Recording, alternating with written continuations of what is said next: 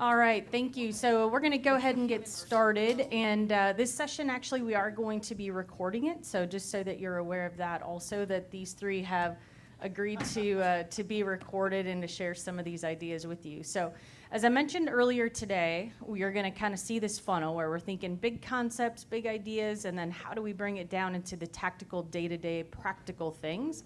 And that's what these afternoon panels are. Each of you kind of talking about what's worked for you and things that you could share that could help others think about doing them maybe in that same sort of a way or in a different perspective. And so we're excited to have Harlan and Culley come up and share some of those ideas with you.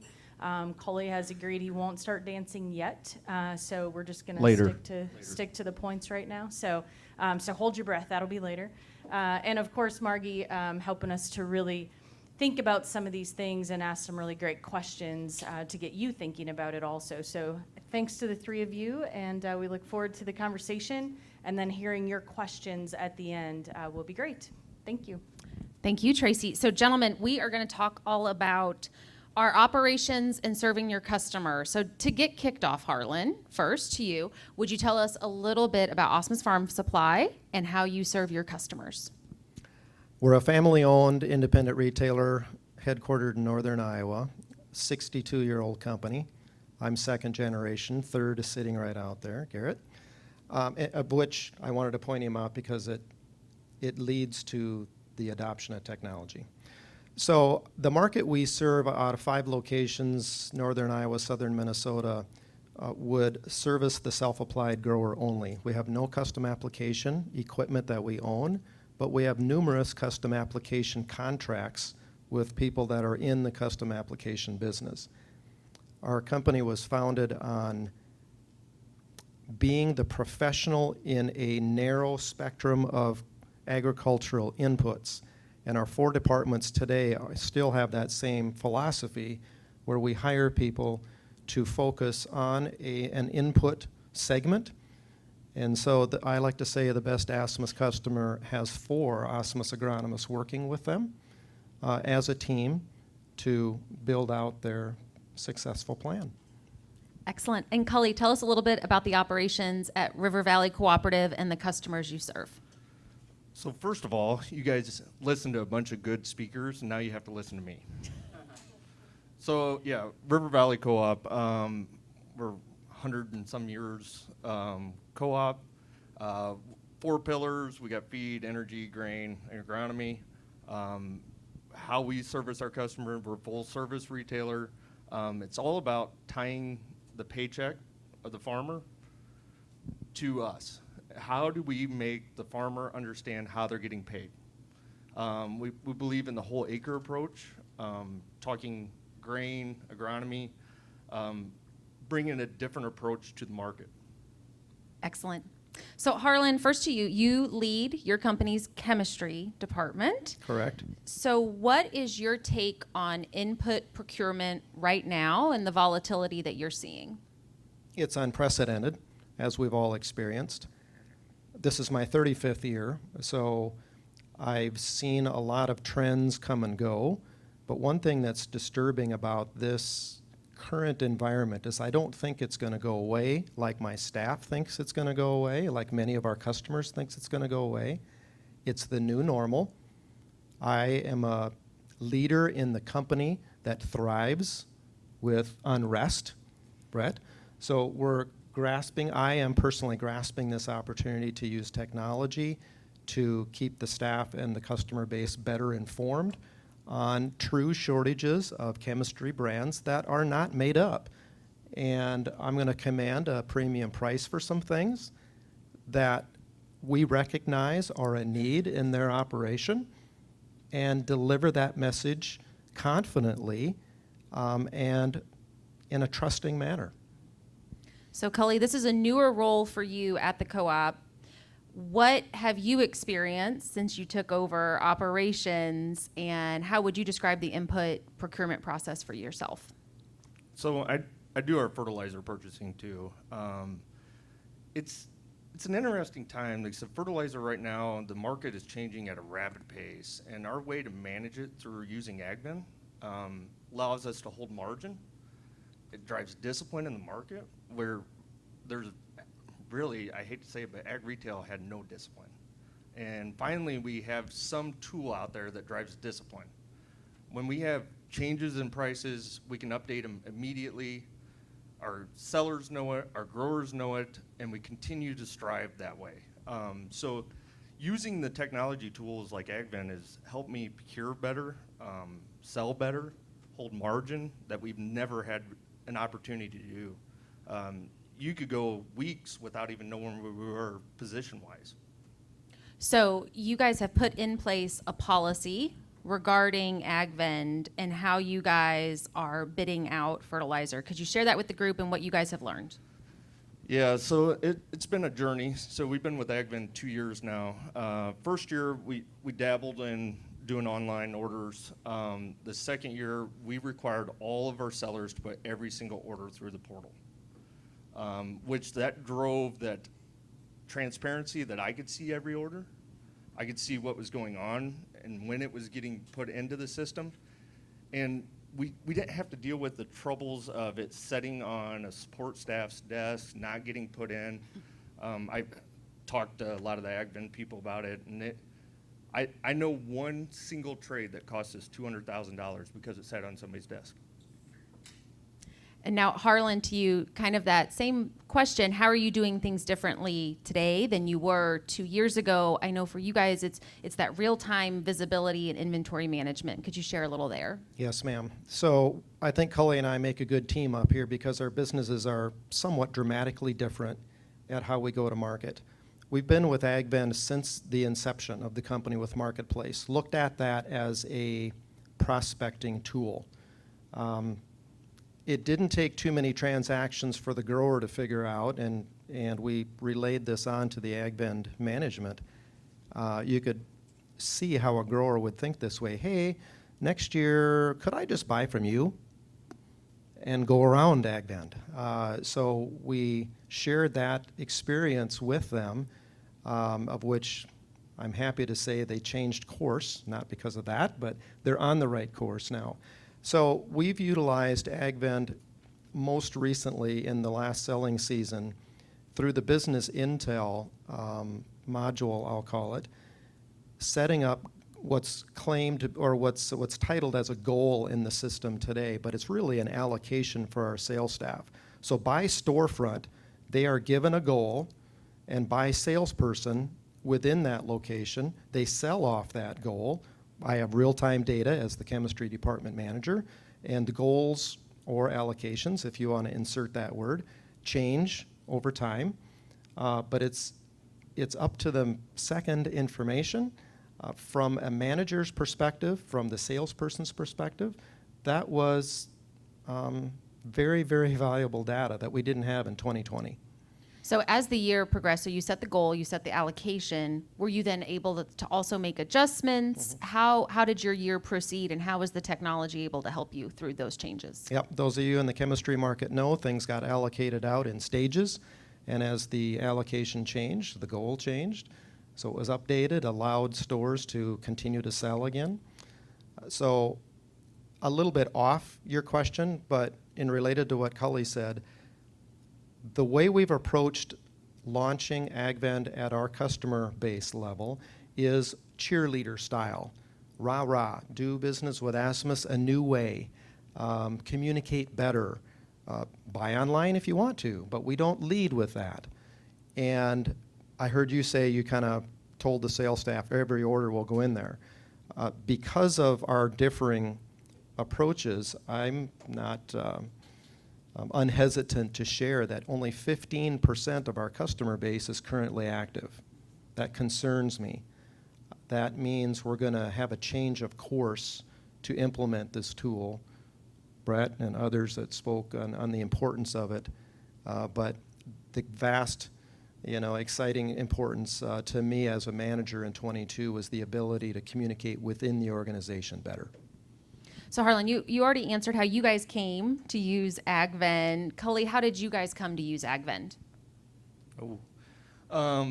So actually I heard Alexander talk at the ARA, and we've been chasing this unicorn, I call it. I use that analogy a lot. They laugh about it, but you know, from an ag tech side, we chase shiny objects a lot. We were on the bleeding edge. We tried every single thing out there. And the crazy part is when we finally met with Alexander and what he offered, I was like, oh, here's another one. Won't deliver on it. And they delivered on it. And that's what set us aside and what set them aside. Finally, we had a deliverable, and they always meet their deadlines. Don't sell us expectations that can't be met. And now having grain, energy, agronomy all in there from a full service side, we continue to see the utilization by our customers continuing to grow. That's excellent. So, Harlan, if we could dive back a little bit more to today's market and today's conditions, manufacturer relations, how is that changing how you're working with customers and the service levels you're able to provide? On behalf of the manufacturer at the grower level? Mm-hmm.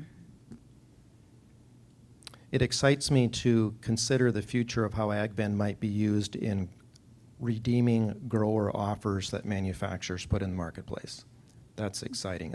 It's going to be very complex, Ellie and team, to figure that out.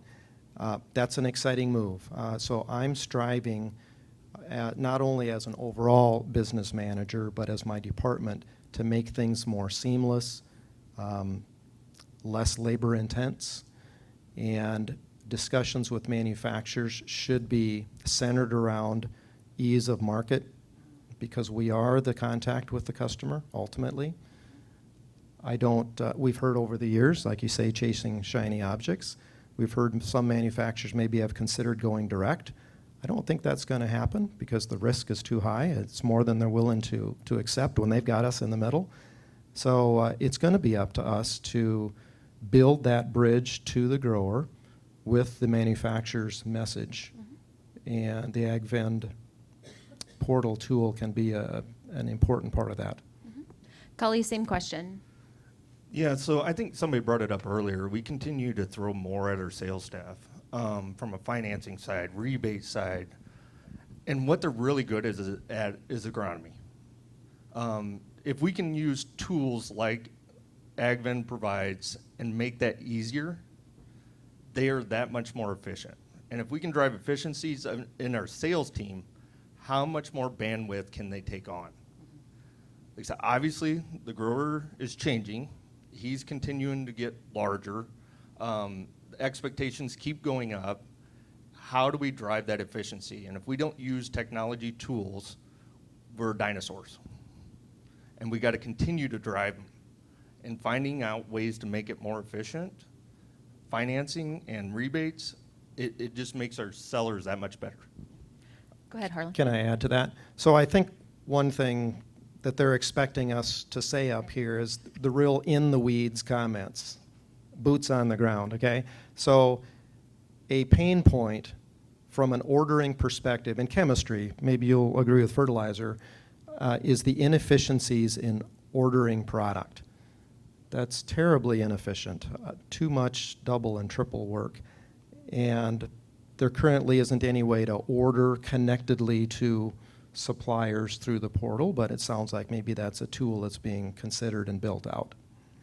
So that feeds into my next question, which is the feedback you've heard from your team so far, your internal team, as you guys have rolled out the grower portal.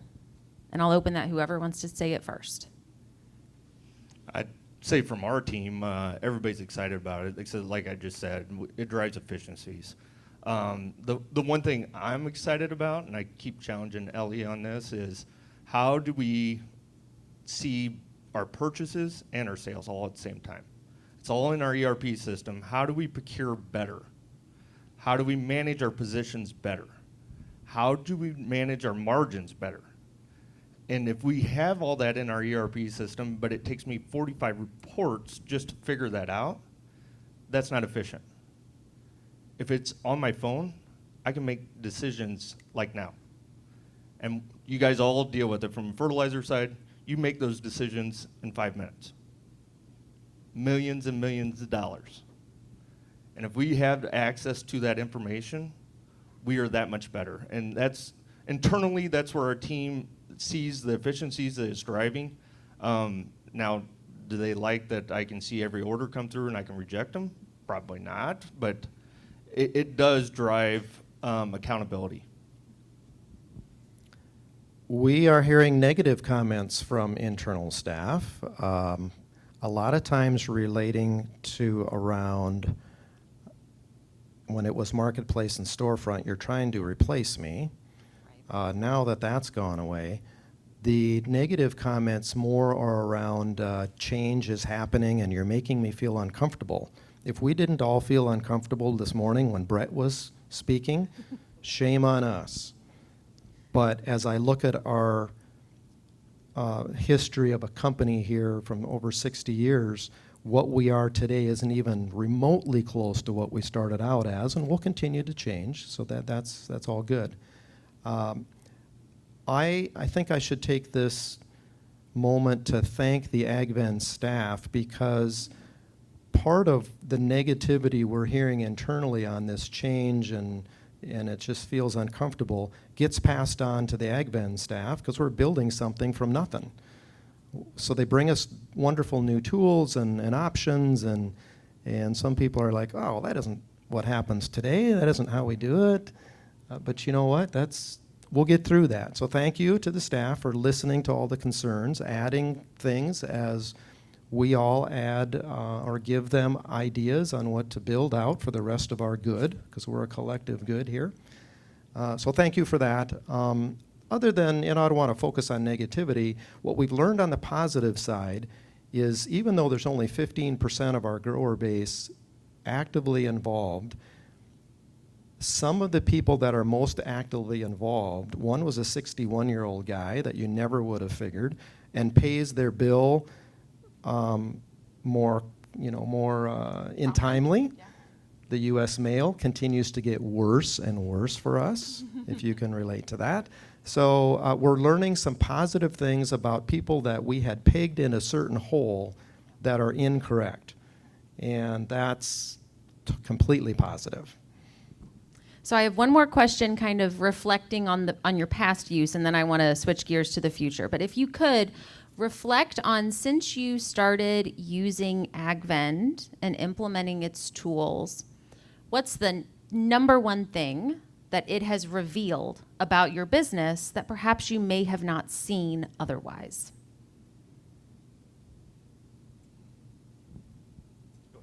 People expect us to do it. They expect, as a leader in the industry, that we continue to challenge their thinking. So now it's coming from a business operations communication standpoint, but I take that to also mean it's a challenge for the sales staff to continually challenge the growers' mindset in improving their operation with, might be products. In this particular case, the product that we're presenting to them is a business efficiency tool. It's a communication tool. So I go back to the start. So we're northern Iowa, southern Minnesota.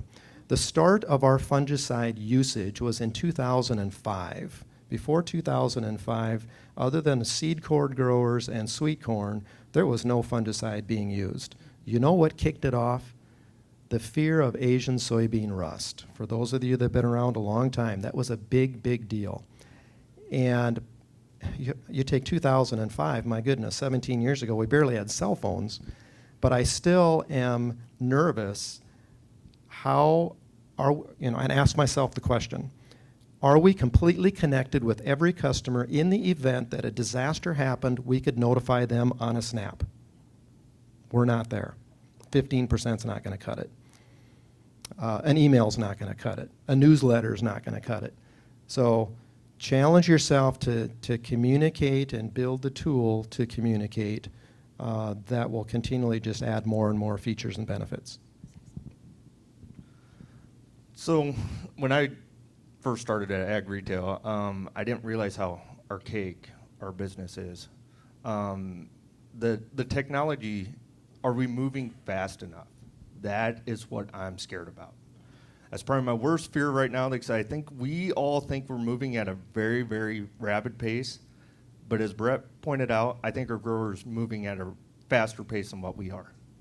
And I don't know if we're adapting quick enough. That is probably my number one fear. We should have had AgVend 5 years ago. We should have been already transacting this way 5 years ago, 10 years ago. I don't know if we can even move any faster, but we have to. It doesn't have to be perfect, but we got to embrace this. So on the heels of that, Culley, first to you. After Brett's presentation this morning, thinking about the farmer of the future, how specifically can AgVend enable you to serve that farmer of the future? The one thing I keep going back to, I think we all think the farmer wants to buy online. I don't think he does. I think he wants to learn more about pricing, availability, transparency, and I think we can give that from an AgVend side. And we're going to have to be that vulnerable. We have to start talking our positions with our growers if we want them to forecast with us. They got to start making decisions earlier. We keep getting pushed to make decisions earlier. So how do we drive that all the way down through the channel? And to you, Harlan, how is the AgVend product helping you guys enable the farmer of the future? We're supporting them from the agriculture inputs perspective. Now, that's maybe product-based right now. But as we transition to more informational-based, I would probably like to see, let's think about, wouldn't it be nice if? Wouldn't it be nice if we could have a conversation with our customer face-to-face? We aren't all burned out on virtual meetings yet, but this sort of get-together is much better than a virtual AgVend kickoff meeting, so thank you for that. So let's challenge our communication portal with the customer to include things that we maybe can't even think about today, but learn from other applications that you may be using that you like. So I have a Delta app on my phone. We pretty much fly exclusively Delta. You know what I love? Your bag has gotten on the plane notification. Your bag has hit the carousel notification. Delta is constantly in contact with us. I didn't even know I liked it till we got it. Once you get it, then you wonder, wow, how did I ever live without it? So, and I think it's going to be a part of all of our challenge in the room to continue to challenge AgVend on our behalf, again, collectively, to push the ideas that it can offer to be closer to the customer and support them in a world that's complicated. So I'm not going to put you guys out on a plank with this next question, so I'm going to ask for a little audience participation. Who in the room, if you could raise your hands, thinks that the supply chain snafus, challenges that we've had over the past 2 years are going to sort themselves out for crop protection in 23? Raise your hand. Anybody? Okay, now I can ask my question. So, as we go ahead into the new year, you guys are going to be managing allocations on certain products. I'm assuming, and I'd like you guys to detail a little bit how you're working with farmers to increase their forecasting, increase their planning, and therefore helping solidify some of the decisions that you are having to make right now. Now, fertilizer, we're good supply-wise. Now, there is some issues. We're exporting it at a record pace, and we're still domestically needing it. But from a chem side, I mean, allocation-wise, getting the farmer to think through what their needs are and truly forecast is the hardest challenge that we have. Bean traits continue to change. What bean herbicides are we going to need? I hate to say it, but our forecast now is we'll take everything you offer to us. And I know that sounds bad, but that's kind of the market we're in right now. I'd love to say it's going to straighten out. I'd love to go back to having God's plenty supply of whatever product we need, but I don't see it straightening out. And I don't think the grower is ready to commit to that. Now, I challenge Reader and Matt back there, and they're willing to forecast. So are we aligning with the right growers? maybe we almost have to dictate to the growers that can't forecast. This is what you're getting. I think we try to be everything to everyone, which is wrong. We can't be. We're not Walmart. We'll never be Walmart.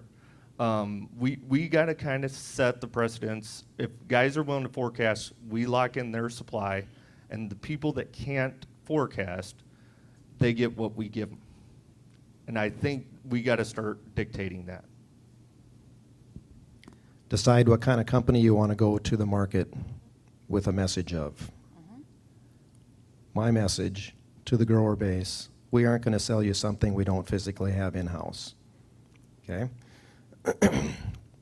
That was a recent decision because of allocations.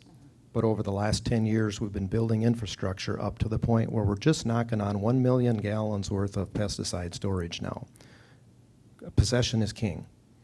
But even in the light of holding capacity, when the manufacturer limits what you can take over periods of time, and then we go to the marketplace and say, I'm only going to let you buy, in the example of Liberty last year, 60% of the Liberty than you bought last year, Mr. Grower.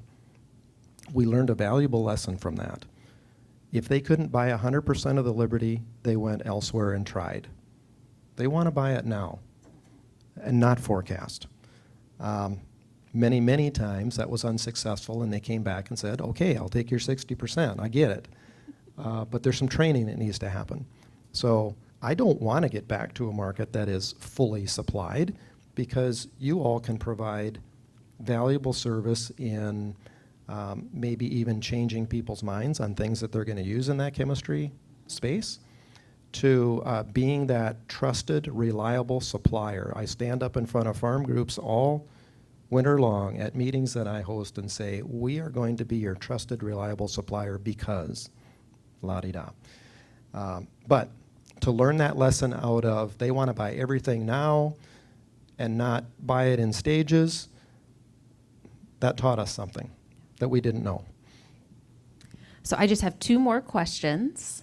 And if you could kind of zoom out a little bit. And the first one would be, what is just the top solution you are looking for in your business? This is kind of the magic wand question that I ask people, right? So if you could have a magic wand and solve a problem, what problem would you solve? Magic wand for me right now is people. I can't get people.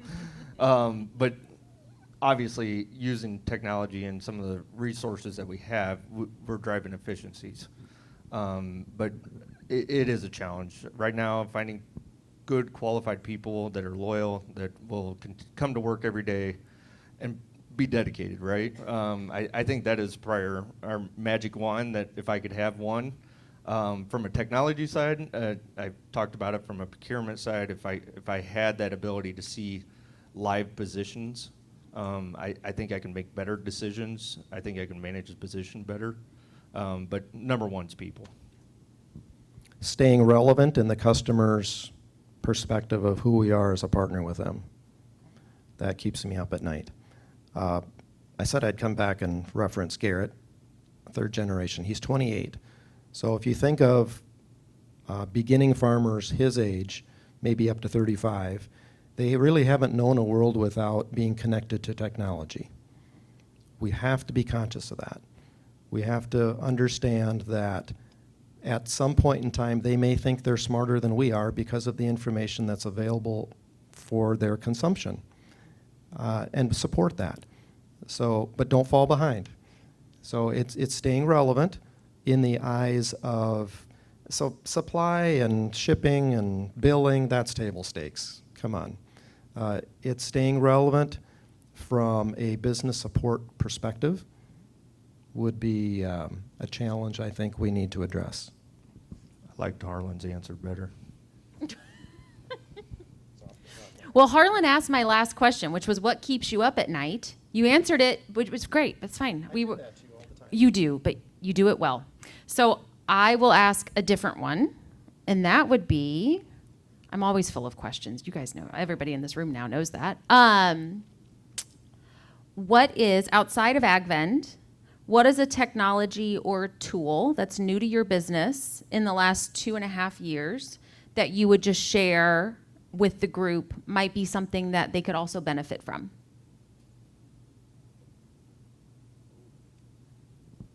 I'll go.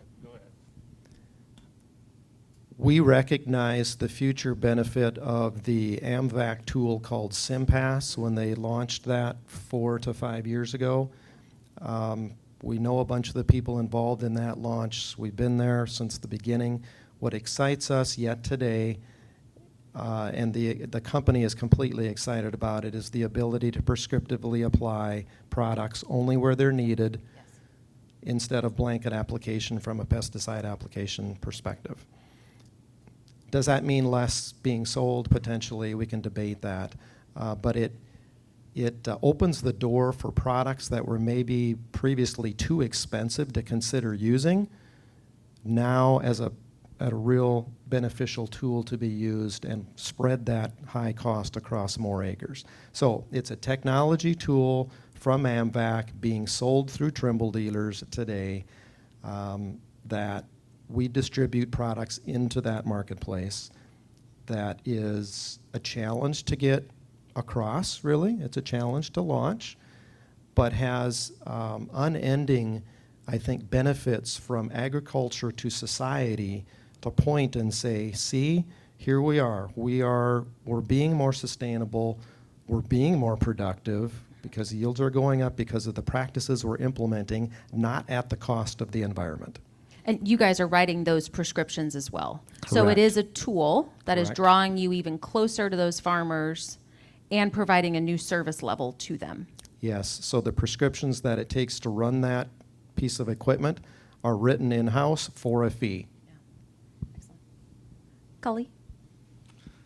I don't have anything that really hits me other than, I mean, obviously the sprayer technology continues to be huge. The ability for the farmer to plant as much as he does in one day, and us trying to cover. We have 49 applicators trying to cover all the acres that we cover in a short window. They continue to bring technology to us, and we got to continue to invest in that technology. But it's a real cost. We got to continue to drive the efficiency.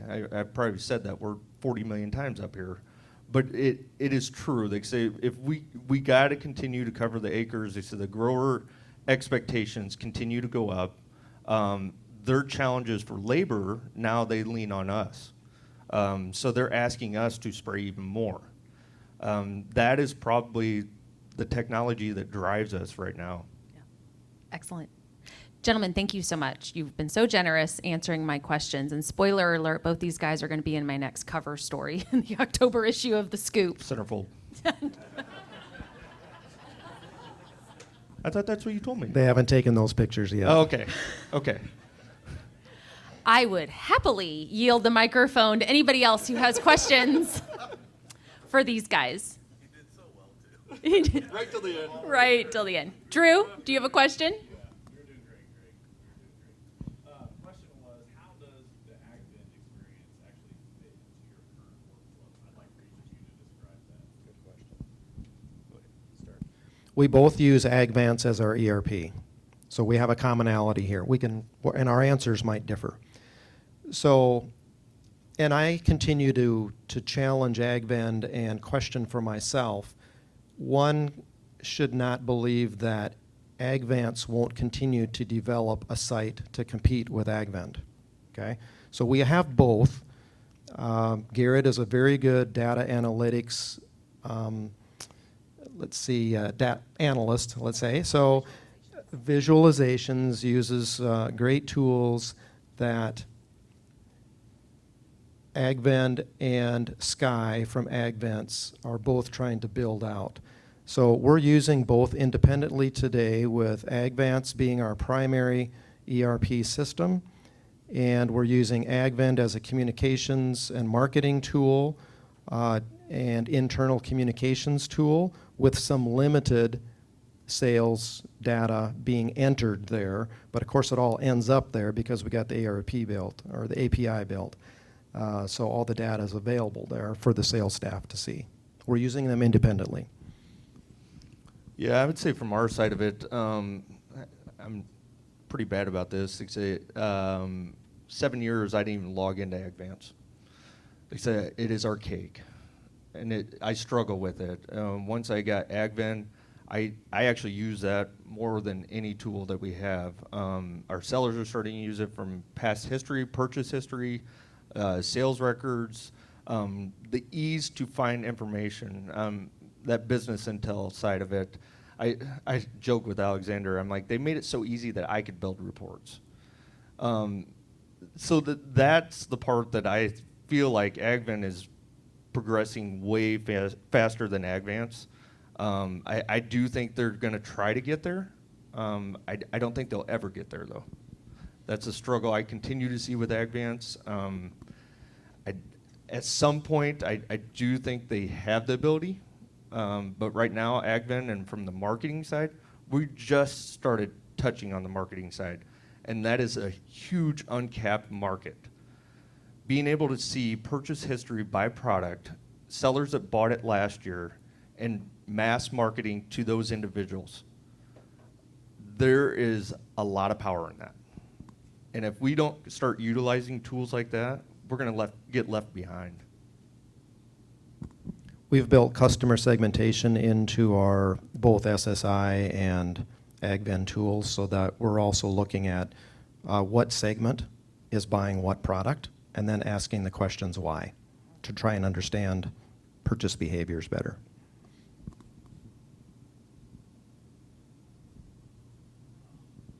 online with AgVend since the start. You only have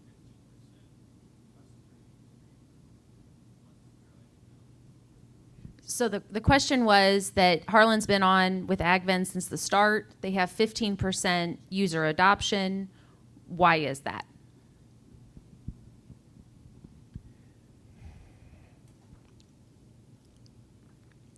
Probably our lack of push to make people get involved, and that all starts with our sales staff.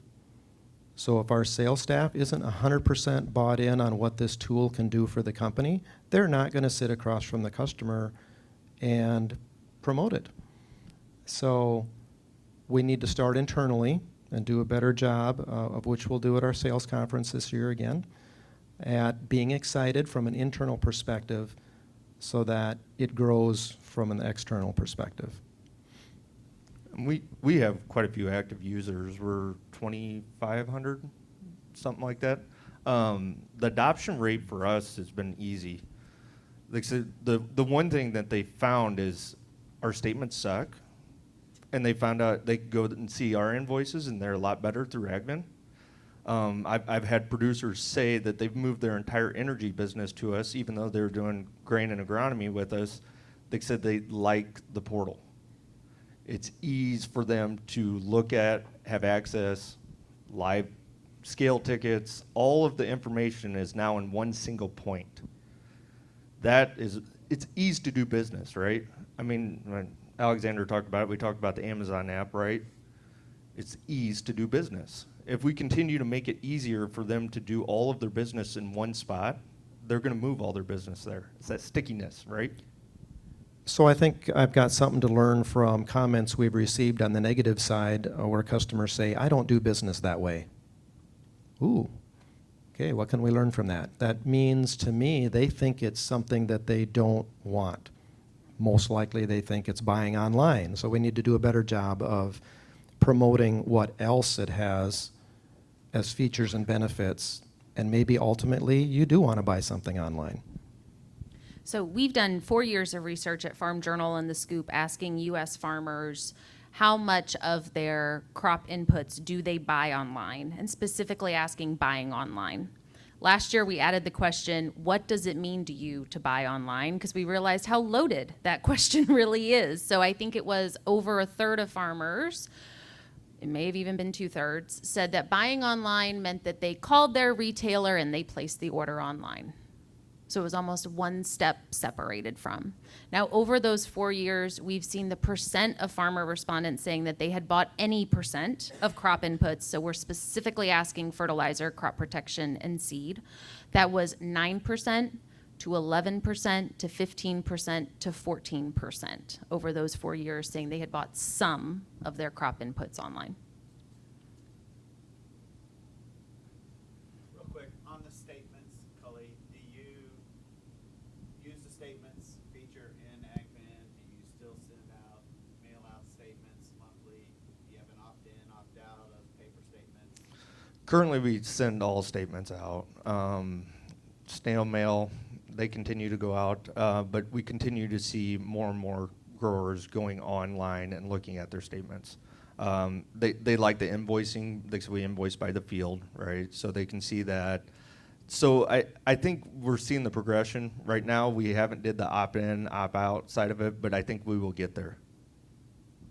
I smile and chuckle to myself because we're going through exactly the same thing. We mail paper statements to everybody.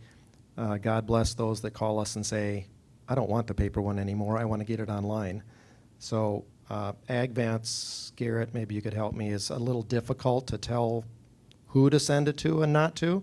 So it's that huge job before us of getting into the ERP, and I mean, who has time to do all that sort of feeling, to click those that don't want it, is the reason why we haven't.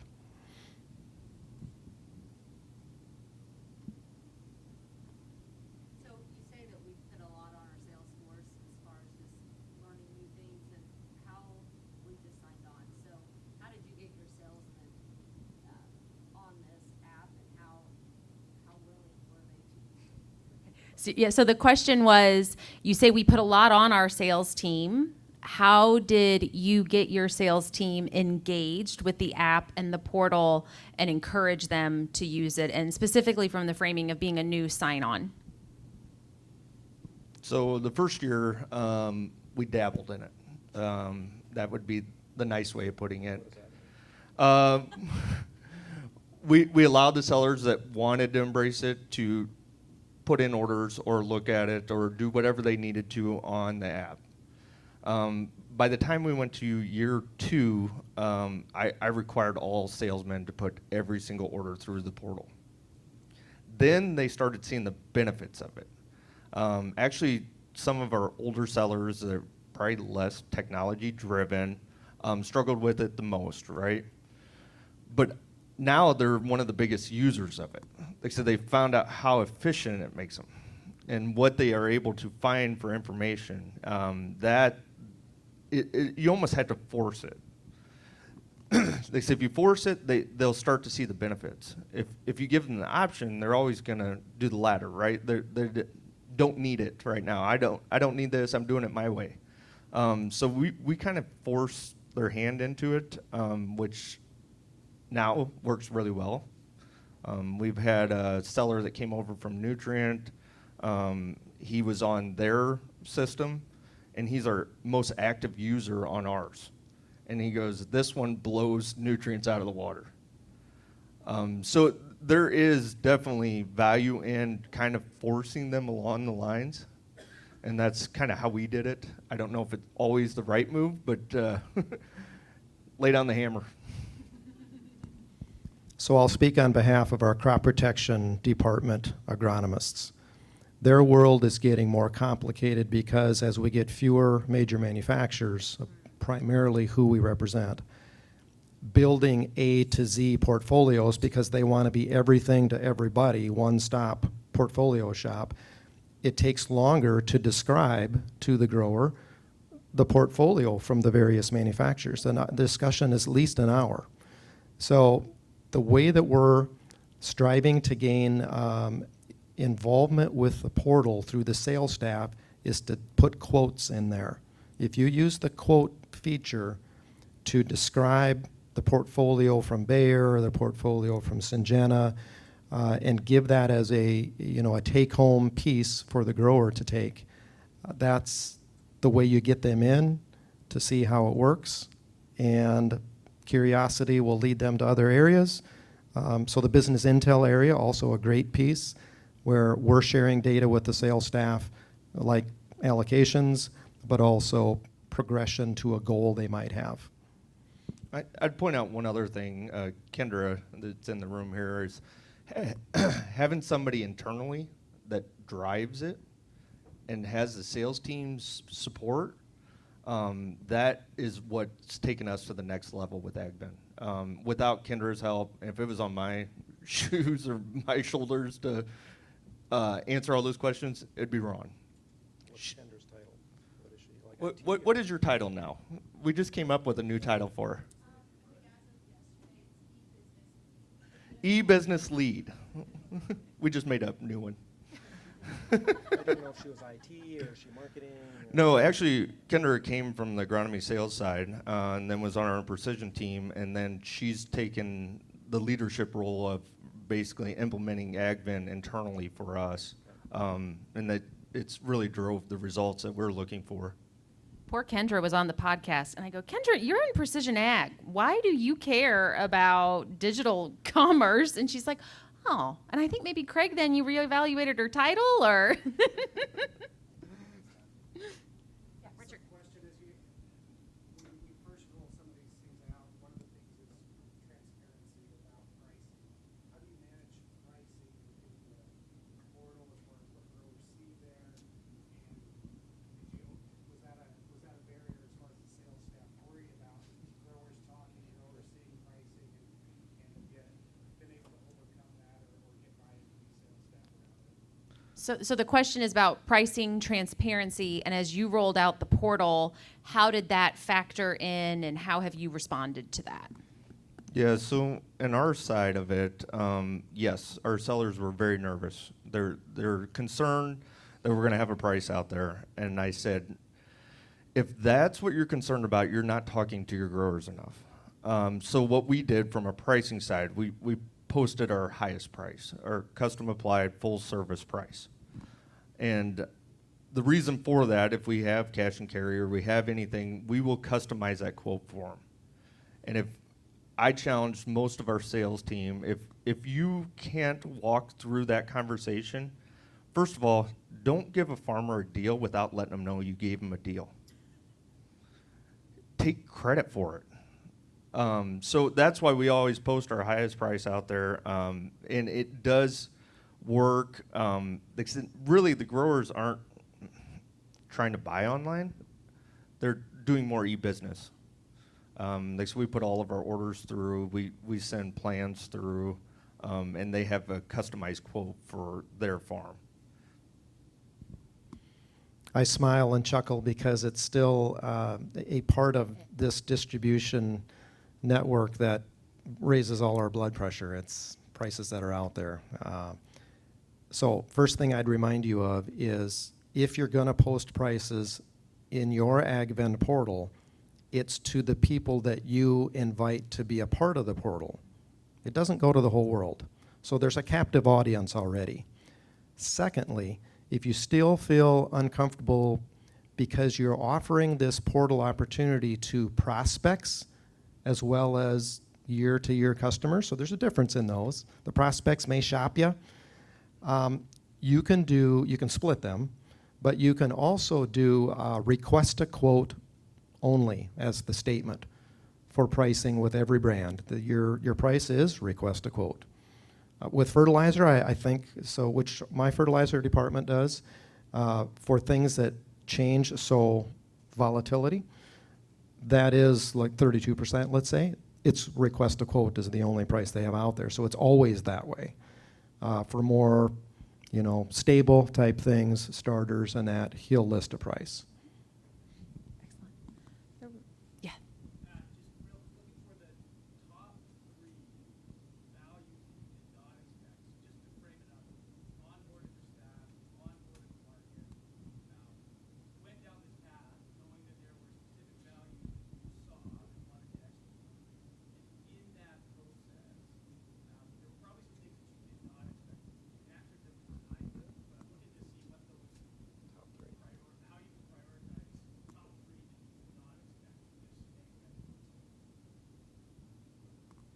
process. Ooh. I'd say the top one for me is ease to read invoices and statements. That's a lot of feedback I got from growers, that they wanted to ease for that. Say the next couple assumptions that were made that we thought an older generation was not adaptive to it, they made liars out of me. Landowners and the older generation actually gravitated to the AgVend portal better than I ever thought they would. That gave them some transparency that they hadn't seen before, especially if they're outside of the market area, maybe living somewhere else, and the access to the information that they've never had before. It's not the sit down and basically advisor kind of communication. You can actually send it through there and they can see their statements. So that was probably the most eye-opening to me. And then the other part that I found from our seller side of it is purchase history. I think they found that very, very, very useful, knowing what they sold last year. Except I kind of gravitate back to fertilizer. We're selling a commodity. They're selling a commodity. They sell it in percentages. Why don't they buy in percentages? Instead, we have to put a full farm proposal together. Instead, why don't they take some of that risk off? Why don't we offer them, hey, why don't you buy 30% now of your nitrogen? Start talking differently. First benefit I would say is the stickiness factor. So back when we all created websites, we were seeking or being sold something to have on your website, like the weather. The weather was supposed to be that attraction that would bring people to your site. So with the portal that we're offering, the stickiness product is previous purchase history and just simple label lookup. So it's connection with the customer would be the first one. Second one, we're churning money faster. They're paying digitally, ACH, other ways, faster. So that's always a good thing to turn money. Third, from an internal communications perspective, having the allocation problems that we had in 22, of which we will carry into 23 with as well, and having the managers of the departments are enabling them with a tool to communicate on allocations internally. That's number 3. Yeah, we did a lot on the allocation side too. We set up Liberty and Roundup allocated by salesperson. They could see how much they booked. They could see how much they sold. That transparency really helped the sales team. So we definitely have time for one more question. Yeah, Drew. I have another one. In the launch of your customer portal, what would you have done differently? So in the launch of your customer portal, what would you have done differently? I wouldn't have waited a year to let the sales team dabble, and I would have had Kendra in place quicker. Those are the two things from an execution side and not allowing the sales team to waver in it.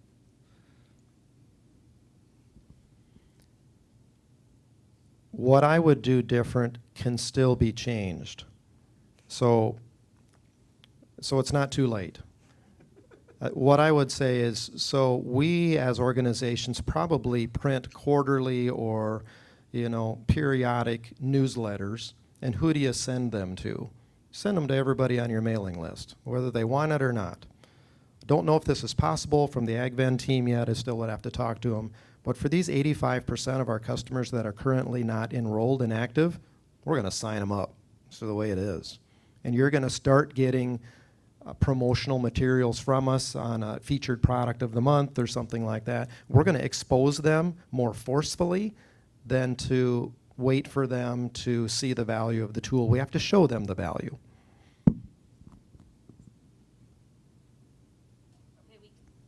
We can sneak in one more. Oh, you want me to ask one more? Yeah, we are between us and food. Oh, food.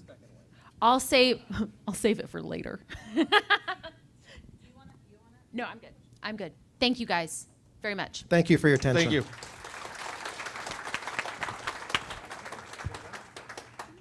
Maybe I had one last question. No, I'm just kidding.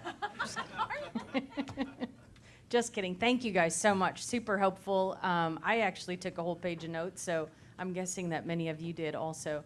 A couple of points that I wanted to make. So on the question around Harlan and the 15%, I would say one thing that we have done differently is we've added the partner enablement team. So kind of like Kendra that you guys have added. So I mentioned at the beginning something that I think we're very different in is just handing you over something and saying good luck. We have a team that's their job to help with engagement and to help with the execution. And when Harlan started this journey with us, we didn't have that team. So I think that's also a really big change that we've seen around helping with the execution and making sure that we're kind of staying on track, understanding what your goals are and what you're trying to achieve, and then helping you get there. So I think that's one pretty big change since the whole thing started. The other thing I want to mention is a lot of what our team does is work with the ERP providers. So you saw last night Alexander had a list of them and who we work with, and one of the things that's also been a journey and kind of an experience of where we can work together and actually help the ERP platforms, whether it's as an accounting system or whatever that piece is, be more solid for you, be something that you can use and take to the next level. There are gobs of data available to you at your fingertips, and it shouldn't take you 45 steps or however you get to that information.